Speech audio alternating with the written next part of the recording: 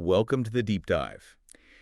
Today, we're diving into the world of integer sequences, Ooh, fun. specifically A00000025 Okay. from the Online Encyclopedia of Integer Sequences. It's the OEIS. Right, or OEIS for short. Yeah. This one's particularly interesting because it's connected to something called Mach theta functions. Mach theta functions. Those are pretty cool. I know, right? They're even a bit mysterious trust me, even mathematicians find them a bit mysterious. Yeah. And these functions were first described by Srinivasa Ramanujan, Oh, wow. who was a brilliant self-taught mathematician from India. Yeah, he was amazing. So before we get ahead of ourselves, Yeah. can you tell us a bit more about the OEIS? What exactly is that? So think of the OEIS like this huge digital library, Oh, but instead of books, it's filled with integer sequences. oh, that's interesting. Yeah, it's this incredible resource for anyone who's interested in patterns and numbers. Okay. Whether you're like a super experienced mathematician or just like, someone curious about math. Yeah, that makes sense. Mm-hmm. So if I wanted to find a sequence related to, let's say, prime numbers or Fibonacci numbers, Uh-huh. I could just search for that in the OEIS. Yeah, exactly. You just search it, you can find it. Awesome. It was created by Neil Sloan, and it's become this really important tool for exploring, all kinds of numerical wonders. That's amazing. Yeah. So, okay, let's get to the star of the show here. Okay. Sequence A00000025. Right. What makes it so special? Well, let's take a look at the first few terms. Okay. We've got 1, 1, natus 2, 3, natus 3, 3, natus 5, 7, so on and so forth. Oh, okay. At first glance, it might seem like, just a random jumble of positive and negative numbers. Yeah, it does look a bit random. It does, but trust me, there's order there. Okay. There's a hidden order, and it's connected to this really fundamental concept in number theory called partitions. Partitions, like dividing something into parts. Exactly. In number theory, a partition of a number is basically just breaking it down into smaller numbers that add up to the original number. So, for example, the partitions of 4 are 4, 3 plus 1, 2 plus 2, 2 plus 1 plus 1, and then 1 plus 1 plus 1 plus 1. I see. So all those different combinations add up to 4. Exactly. Okay, so how does this connect to our sequence, though? Right. It seems like kind of a big jump from simple addition to this string of positive and negative numbers. It does. It does. Yeah. But that's where the aha moment comes in. Yeah. Each partition has something called a rank. A rank. A rank, yeah. Yeah. And you calculate the rank by subtracting the number of parts in the partition from the largest part. Okay. So, for example, the partition 3 plus 1 has a rank of 3 minus 2, which equals 1. Oh, so we're assigning a numerical value to each way of breaking down a number. Exactly. Yeah. That's cool. It is pretty neat. Yeah. And here's where it connects to the sequence. Okay. Our sequence, A000025, actually counts the difference between the number of partitions of a given number with even ranks and those with odd ranks. Okay, hold on. Let me see if I can get this straight. Sure. So for the number 4, we have 2 partitions with even ranks, right? Yes. 4 and 2 plus 2. Right. And we have 3 with odd ranks, 3 plus 1, 2 plus 1 plus 1, and 1 plus 1 plus 1 plus 1. Yeah. You got it. it. So to get the fourth term in the sequence, we subtract the number of odd-ranked partitions from the number of even-ranked partitions, Okay. which gives us 2 minus 3, which equals minus 1. Got it. And that's how the sequence that seems kind of random emerges from the world of partitions. Wow, that's a really neat connection. It is. It is. So this sequence, it's not just like a random collection of numbers. Right. It's actually encoding information about the structure of these partitions. Exactly. Yeah, it's like a secret code. It is. It's like a secret code. Wow, that's really cool. So it acts as like a bridge between this simple arithmetic and then these much more complex mathematical concepts. Yeah, Like the Mach theta functions we mentioned earlier. exactly. And that's where it gets really interesting. Yeah, this is where it starts to feel like we're going down like a mathematical rabbit hole. I know, right? You mentioned that these Mach theta functions were first described by Srinivasa Ramanujan. Yes, they were. And he was, you said, a really extraordinary figure. He was incredible. He had this incredible intuition for mathematical patterns. He did. And he actually had limited formal training. Oh, really? Yeah, but he still made groundbreaking contributions to number theory. That's incredible. I know, it's amazing. So it's like he could see these hidden connections that everyone else just missed. He really could. He was a visionary. So how did these Mach theta functions fit into all this? Right. What makes them Mach? So they're called Mach because they behave almost exactly like regular theta functions, which mathematicians already understood pretty well. Okay. But they have these tiny little subtle differences. Uh-huh. And those are what make them so intriguing. So they're like mathematical doppelgangers. Yeah, exactly. Like almost identical, but with this hidden twist. Exactly. And our sequence, A00000025, is connected to one of these mysterious functions. Yes, it is. Wow. It describes the coefficients of one of Ramanujan's Mach theta functions. This is blowing my mind. It's pretty cool, huh? We've gone from simple partitions to this whole world of complex mathematical functions. I know, right? All thanks to this one sequence. It all starts with that sequence. That's the beauty of mathematics, huh? It is. You never know where a seemingly simple question or observation might lead. You never know.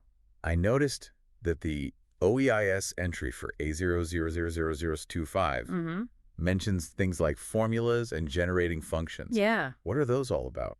So there are different ways to represent this sequence mathematically. Okay. Some formulas, you can use them to directly calculate the terms of the sequence. And others, like generating functions, they actually provide a way to encode the entire sequence in a single expression. Oh, wow. Yeah. So instead of listing out all the numbers, Right. we can use these mathematical shortcuts to represent the entire sequence. Exactly. That's really neat. It is. Can you give me like an example of one of these formulas? Sure. One of the formulas from the OEIS entry, let's see, it says that the generating function for A000025 is Okay. 1 plus the sum for n greater than or equal to 1 of 1f1 raised to the power of n minus 1 times x raised to the power of n times the quantity 3n minus 1, all divided by 2, all divided by the product for k from 1 to n of 1 plus x to the power of k. Okay, I'm not going to lie, that sounds a little intimidating. It looks a little complicated, I know. Yeah. But it's basically just a really compact way to generate all the terms in the sequence. So by manipulating this formula, Right. we could theoretically calculate any term in the sequence without having to go through the process of, figuring out all the partitions and the ranks and everything. That's the power of mathematical tools, right? Yeah, exactly. They give us this deeper, more efficient way to analyze these sequences. That's really cool. Yeah. Another thing I saw in the OEIS entry was this term asymptotic behavior. Right. What does that mean in the context of our sequence? Asymptotic behavior basically describes how a sequence acts as the term number n gets really, really large. Oh, okay. So as we go further down the line, Yeah. does A00000025 behave in a predictable way? It does, yeah. Yeah. The OEIS entry gives us a formula to describe its asymptotic behavior. Oh, no. It says that an is approximately equal to negative, manical 1, to the power of n times the exponential function of pi times the square root of n divided by 6, all over 2 times the square root of n. Okay, again, that's a bit of a mouthful. I know, it's a little complicated, but essentially what it means is that the sequence grows in a very particular way as n gets really big. Yeah. It's related to exponential functions and square roots. Yeah, so even though it seems unpredictable at first, Right. there's an underlying order to the sequence's long-term behavior. Exactly. That's fascinating. You mentioned that A000025 and these Mach theta functions have connections to other areas of math. Yes, absolutely. Can you tell me more about that? Yeah, we've really only just scratched the surface here. This seemingly simple sequence links to all sorts of concepts like hypergeometric series and even the umbral-moonshine conjecture, which may sound a bit intimidating. It does sound intimidating. But trust me, they're incredibly fascinating. Umbral moonshine. That definitely piques my curiosity. Yeah, it's a wild one. I'm definitely ready to dive deeper into those connections. Yeah, me too. But I think we need to take a quick break first. Okay. We'll be back soon to explore these fascinating links and uncover even more secrets hidden within A00000025. Sounds good. Welcome back. I'm really intrigued by these connections you mentioned, especially the one to the umbral moonshine conjecture. Yeah. Can you tell me more about that? It sounds pretty intense. It is a bit mind-bending, I'll admit. Okay. But I think we can try to shed some light on it. Okay. Let's start with hypergeometric series, which are kind of like a mathematical Swiss Army knife. A Swiss Army knife. That's an interesting way to put it. Yeah, well, just like a Swiss Army knife has all these different tools for different tasks. Right. Hypergeometric series are these really powerful tools in mathematics that we can use to represent and work with all sorts of different functions. Okay. And believe it or not, they have a close connection to Mach theta functions, including the one that's related to our sequence. So by understanding these hypergeometric series, we can gain a better understanding of the Mach theta function that's tied to A00000025. Exactly. They provide a way to kind of dig deeper into the properties and relationships of these sometimes elusive functions. Okay, that makes sense. Yeah. But what about this umbral-moonshine conjecture? Right. You said it connects to the structure of finite groups. Yes. What does that even mean? Okay, imagine a secret code that links the arrangement of musical notes to the shapes of galaxies. Whoa, okay, that's a pretty wild idea. I know, right? And that's kind of what the umbral-moonshine conjecture is trying to do, but with math. Okay. It proposes this really unexpected connection between the representation theory of certain algebraic structures called finite groups and a special family of functions, including Mach theta functions.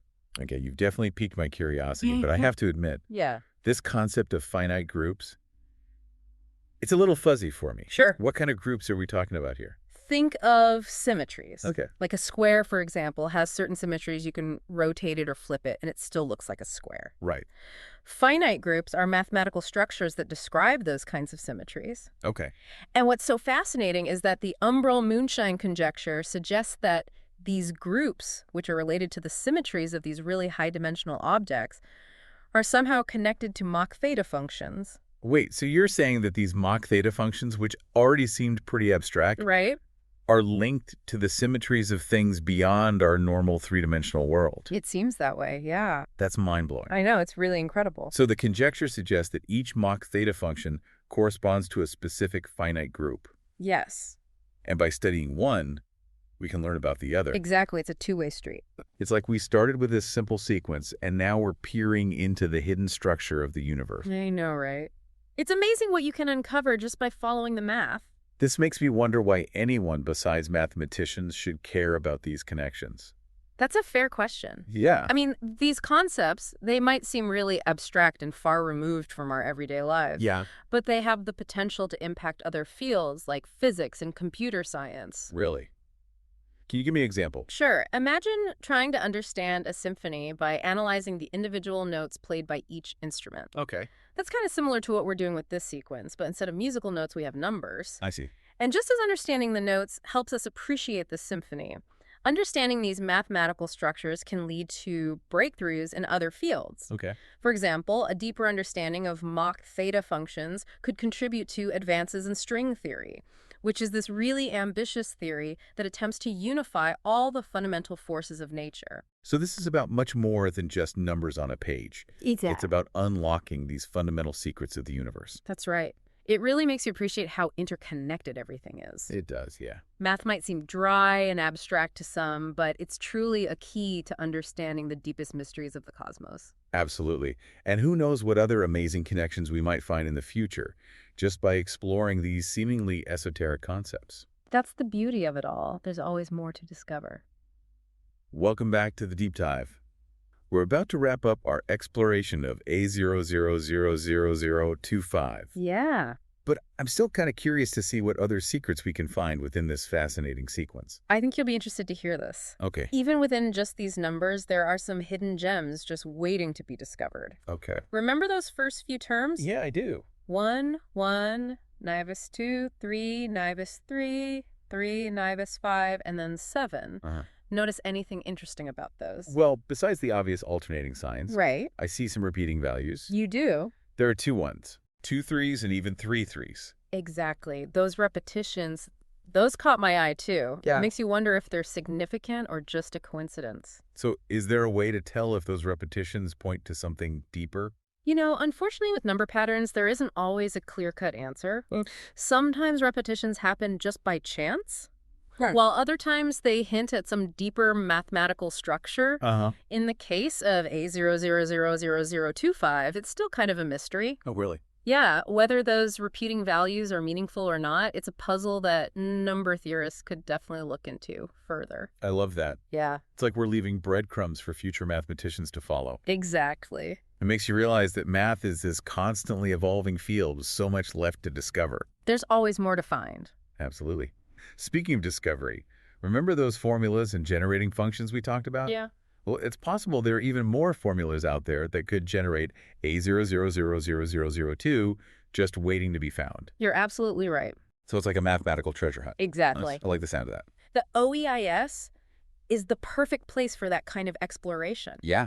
You know, mathematicians from all over the world are constantly adding new sequences, formulas, connections, all to the database. That's so cool. It's this huge collaborative effort to try and unlock the secrets of the numerical world. It's really amazing to think that there's this whole community of math enthusiasts Yeah. working together to unravel the mysteries of numbers. It's pretty cool. It makes you realize that math isn't just about equations on a page. Right. It's this vibrant and dynamic field. It really is. Now, remember how we discussed A00000025's connections to other mathematical concepts? I do. Well, the OEIS also lists related sequences Right. that can offer further insights. It does. Well, that's interesting. Are there any related sequences that stand out to you? There are a few. For instance, there's A013953, Okay. which represents the coefficients of another one of Ramanujan's Mach theta functions. Oh, wow. So it's like a sibling to our sequence. Yeah. And then there's A000039, which deals with partitions, Okay. which is that really fundamental concept in number theory that we talked about earlier. So by exploring these related sequences, Yeah. we could potentially deepen our understanding of A00000025 and its place in the broader mathematical landscape. Exactly. It's all interconnected like a giant web of ideas woven together by numbers. It's amazing. And that's what makes exploring the world of integer sequences so fascinating. It's a journey of discovery that never really ends. Well, I think it's safe to say that our deep dive into A00000025 has been a success. I agree. We've journeyed from simple partitions to Mach theta functions, hypergeometric series, and even touched on the mind-boggling umbral moonshine conjecture. It's been a wild ride. It really has. And the best part is, this is just the tip of the iceberg. Yeah, There's a whole universe of integer sequences out there, there is. each with its own story to tell. Each one is unique. Well, if our listeners are feeling inspired to embark on their own mathematical adventures, Yeah, I highly recommend checking out the OEIS. I agree. It's a great resource. You never know what fascinating patterns and connections you might stumble upon. That's the beauty of it. And on that note, we'll wrap up our deep dive into the captivating world of A00000025. Thanks for joining us. Thanks for joining us. Until next time, keep exploring and stay curious.